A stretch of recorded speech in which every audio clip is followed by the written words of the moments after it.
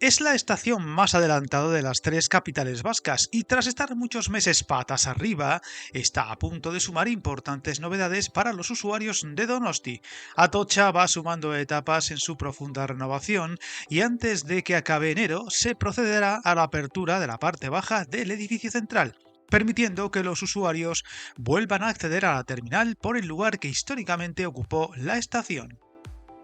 Y es que los avances van cumpliendo fases y en los tiempos esperados, unas obras que van despejando la incógnita de cómo quedará esta histórica estación, tras muchas dudas y temores que a pesar de los renders han tenido los donostiarras, teniendo en cuenta el gran carácter del histórico edificio y el miedo a que no quedara nada de la estación clásica. Unos avances que permitirán que los trenes comiencen a pasar por el lado más cercano al río Urumea y que podemos comprobar gracias a un interesante y extenso reportaje fotográfico del Diario Vasco, cuyo enlace te dejo en la descripción del vídeo.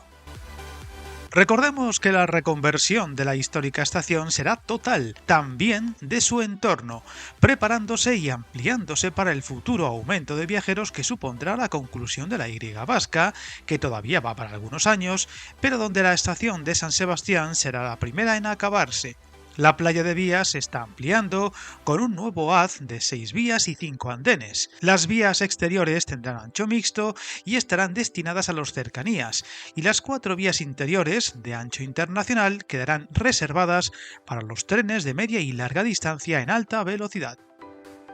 Viajar en tren nunca fue tan fácil. En trenes.com encuentra y reserva tus billetes de Renfe, Wigo, Irio y muchos otros países europeos. Vive experiencias únicas a bordo y recuerda, si vas sobre raíles, está en trenes.com.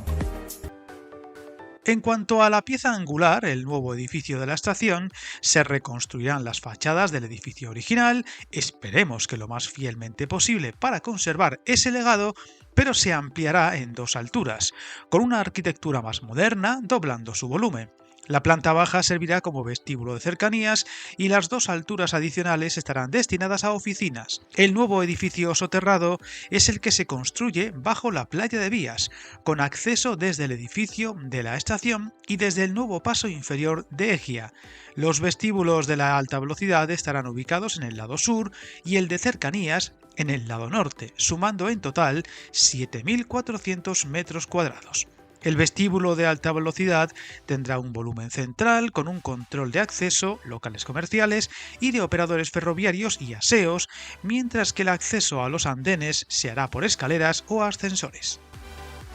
Uno de los elementos más singulares de esta renovada estación será la nueva plaza elevada, que podría convertirse en otro referente de la ciudad, todavía en construcción y que supondrá una nueva plaza elevada de 5.700 metros cuadrados sobre la playa de Vías, a cota de la primera planta del edificio de Tabacalera, que hará las veces de zona de esparcimiento e incluso graderío natural, al tener una inclinación que permitirá eventos culturales, haciendo también las veces de conexión entre los 2 lados separados por las vías.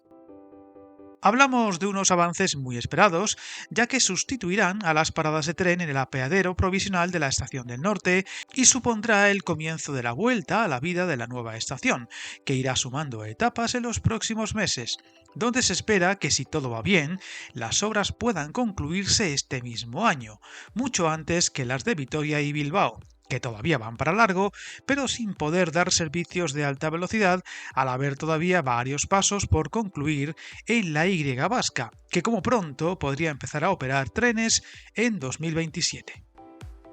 Mientras, la conexión con Pamplona sigue a la espera de decidirse por dónde se irá, con la novedad reciente de una tercera vía que partiría desde Ezkio y Sasso, cuyo trazado se adentraría menos en la reserva natural de la sierra para desembocar en Bakaiku, a pocos kilómetros al este de Txarri Aranatz, novedad que podría encontrar menos discrepancias que las 2 opciones que se han barajado hasta ahora y al fin desencallar esta conexión pendiente de decidirse y por tanto comenzar a ejecutarse desde hace demasiado tiempo. En cuanto a la conexión entre Vitoria y Burgos, parece avanzar al ritmo adecuado para acabarse en 2030, aunque todavía con mucha prudencia. Avances en una estación que serán solo el primer paso de lo mucho que queda todavía por llegar al País Vasco para ponerse al fin a la altura de unos servicios ferroviarios entre sus principales ciudades y el resto del país acordes al siglo XXI. Suscríbete al canal y recuerda hasta el camino más largo se inicia con un primer paso.